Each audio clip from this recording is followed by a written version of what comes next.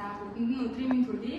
За манай жижиг саяхан багийн хувьд өнөөдөр бол монголчуудын TIA сасын нөхцөлийг зааж танилцуулахаар бэлдсэн байна.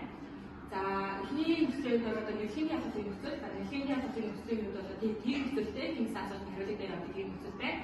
За хоёрдугаар нь харьяалын TIA сасын нөхцөл. За харьяалын TIA сасын нөхцөлд бол одоо 3 хэлбэрээр бичигдэж залгагддаг. За тийм бол ийм.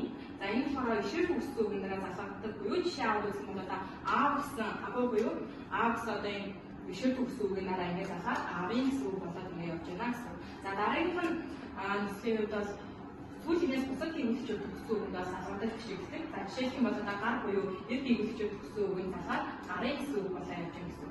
За сүүлийн нөхцөлийн хувьд бол сүүлийн гүйцэтгэж өгсөн үгийн дараа зөвхөн асуулт бичдэг. За жишээлх юм бол сонин буюу сүүлийн гүйцэтгэж өгсөн үгийн дараа асуултчид сонины гэсэн үг үүсэж явж байна гэсэн. За гурав дахь нөхцөл бол өвөг хүчин тайлбарлалын нөхцөл байна. Өвөг хүчин тайлбарлалын нөхцөл бол хоёр хүнтэй буюу дөрөвдөр гэсэн одоо энэ хоёр нөхцөл байна. За эхний хэдийн томд бол одоо ишиг болон зөөлөн дэвсгэр дэвсгэж төгссөн үгийн дараа засаж бичдэг. Жишээ аваад үзэх юм бол одоо өсөл буюу ил зөөлөн дэвсгэр дэвсгэж төгссөн үгийн дараа засаад өсөл гэсэн үг болоо явж байна гэсэн. За дараагийн нөхцөл болохоор эсрэгээр буюу хотод дэвсгэр өсөл төгссөн үгийн дараа засаж бичдэг. За энэ гар гэсэн үг байна. Энэ буюу хотод дэвсгэр дэвсгэж төгссөн учраас үнийг засаа арт гэсэн үг болоо явж байна гэсэн. Дараагийн нөхцөлөөр заахын тиязлага заахын тиязлыг гэж хоёрыг бичдэг. Ийг гэхээр ихшгээр төгссөн үг. Ийм гэхээр гимэлсээр төгссөн үг бичдэг. За миний морийг унаарэ алсын зорих. Дараагийн нөхцөлөөр гахын тиязлал нь аас дөрөөр бичдэг. Энэ нөхцөлөөр ихшгээр төгссөн болон гимэлсээр төгссөн үг нь аль алин залгуулдаг. Ажлаа зэрэгтэй. За дараагийн нөхцөлөөр үйлдэл тиязлал баг яар бичдэг. Энэ баг ихшгээр төгссөн үг яар гимэлсээр төгссөн үг бичдэг. За далай усаар баян идээр бие чихээ.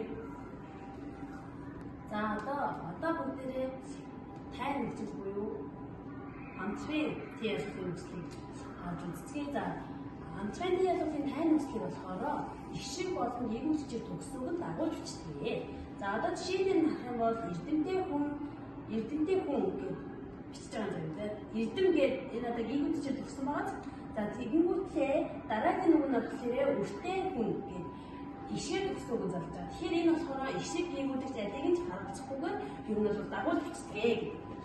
Энд дээр ингэж агааш заа юм байна. Тэгээд за өрөөгөө нөхцөл нь болохоор чиглэлийн тиязлал. За энийг болохоор нэг хэлбэрээр бичдэг бөгөөд ямар ч үгэнд өрөөгөө гэж уншдаг шүү. За гар гэр рүү далай руу гэдэг ингээд жишээнд юм. Яа. Тэгээд аа гэдэг юм байна. Аа үг гэсэн.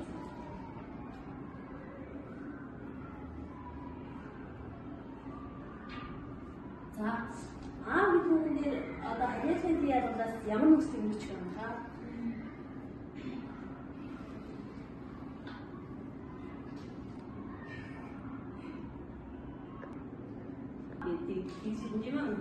За одоо заахын тиязлал дээр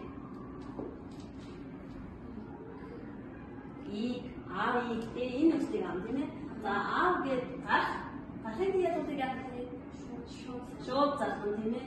За үйлдлийн тиязлал дээр аваа. За тай нөхцөлийг хамтрахын тиязлал дээр шууд автай. За өрөөгөө яах вэ? Ямар ч харгалзахгүйгээр уруугуу чинь тийм ээ. За